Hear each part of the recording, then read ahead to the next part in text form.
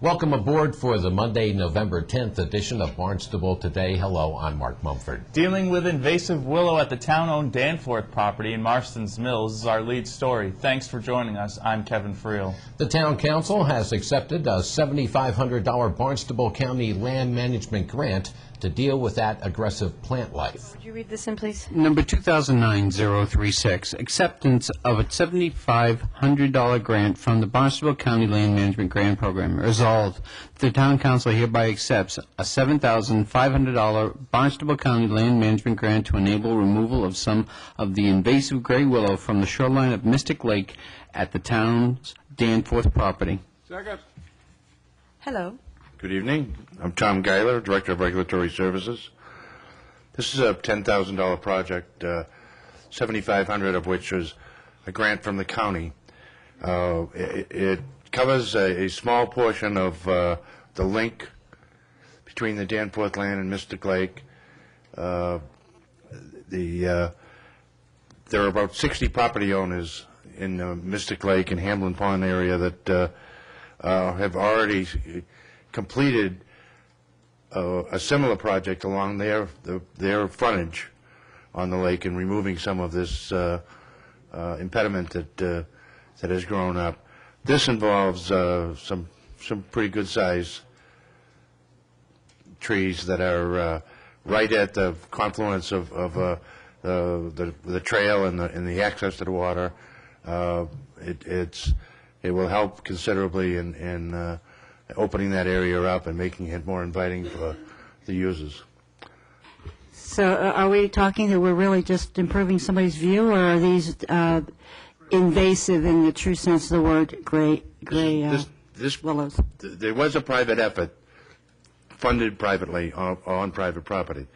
This is the Danforth property, a large parcel that the town owns, where it now crosses over and meets Mystic Lake, so that it's the public vista that will be improved. But it's an invasive plant. It's not just, Yeah, the Conservation Commission wouldn't permit us to do this if it was anything but invasive. But we're not replacing it with other plants. We're just getting rid of how many trees? Well, we're not sure how much, at least 3. The Indian Ponds Association cleaned all the invasive willow all the way around the lake, and they keep at it. But where the Danforth is, it hasn't been cleared, so it's kind of grown, and they are rather large. And what will happen, of course, because it's invasive, is it'll just keep going. And it's it does kind of take care of the waterfront on the south side of the Danforth property, which we're working on doing some walking trails so that people can get down and to the water. But these trees are in the way. I think what I'm trying to get at is the invasive nature. This is a tree that spreads very easily and grows very easily. They'll crawl around your neck. Okay. All those in favor of this money to get rid of the invasive gray willow? Anybody opposed? It's unanimous. The council also voted to accept a special gift to improve a herring run at Wequaquet Lake. Resolved that the Town of Barnstable hereby accept a gift in the amount of $2,200 from Wequaquet Lake Protective Association, Inc. for the installation of a new metal herring run gate at Finney's Lane. Metal. It's just my accent. I was born in Dorchester. Okay. It's been moved, seconded? Okay. Any discussion? Seeing none, I will make note that they will be coming before us. They were going to try to do that tonight. This group is going to be coming before us and actually handing us a check, which will be nice probably at our next meeting. So, okay. All those in favor of 2009-042, accepting this gift? Anybody opposed?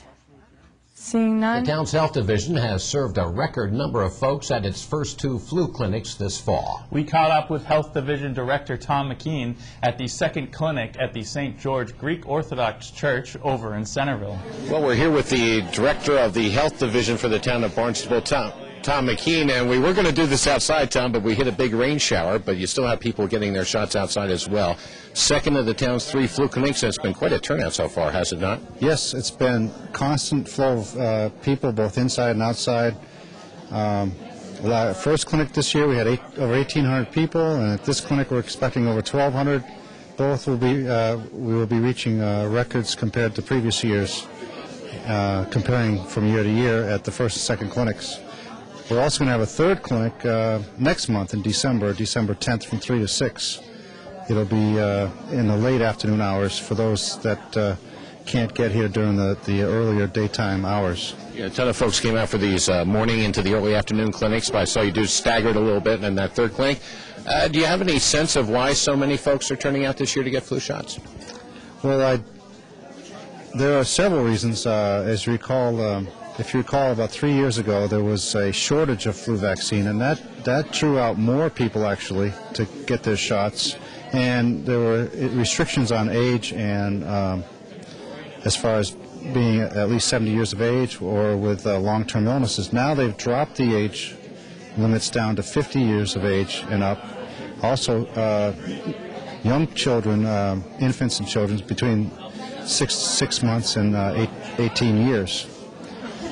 So we have a much wider spectrum of people that they're recommending obtain a flu shot every year. Yeah, I haven't heard any scuttlebutt about shortages this year, so the supply is pretty strong. Is that true? Yes, we have plenty of flu vaccine. The state allotted us over 3,000 doses, plus we have the doses that we purchase each year, so we're in very good shape, and we hope not to ever have to go through what we went through 3 years ago with the shortages. That was difficult time for us in not having enough vaccine for those who came waiting in line for hours trying to get a vaccine, and it just, there were shortages everywhere. It was nationwide. So from your perspective, plenty of vaccine this year, not a lot of restrictions on who can get the vaccines. You see it as a good idea to get a flu shot? Yes.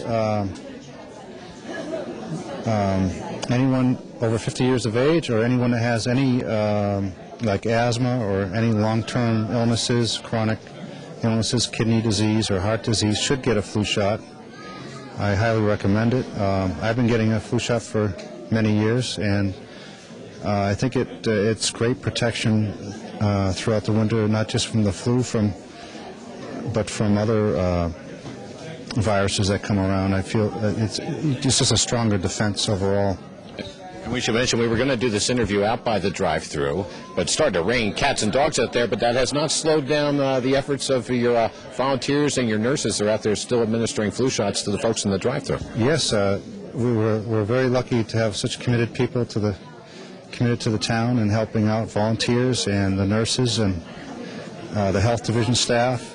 I'm very proud of everyone that's here, working together as a team. Some people I just met for the first time today, some of the volunteers, but everybody's working together very well. It may be flu season, but our weather is still looking pretty good. Tonight, mostly clear skies with the mercury dipping down into the upper 30s. Then for tomorrow, Veterans Day, things looking good with plenty of sunshine in the mix. Light winds out of the west and highs hovering in the upper 40s. That sounds like great conditions for the town's Veterans Day ceremonies that kick off with the parade forming on the Hyannis Village Green at 9:30. At 10, the parade heads out onto South Street. From there, it heads east to Old Colony Boulevard, then north to Main Street, turning west onto Main and back to the Green for remarks featuring, among others, Dr. Jocelyn Howard from the Department of Veterans Affairs Clinic. On the meeting front here in town, 2 sessions on the schedule this evening, starting with the Planning Board at 7 in the hearing room. Then at 7:30, it's the Sandy Neck Board in the MEA conference room over on Finney's Lane.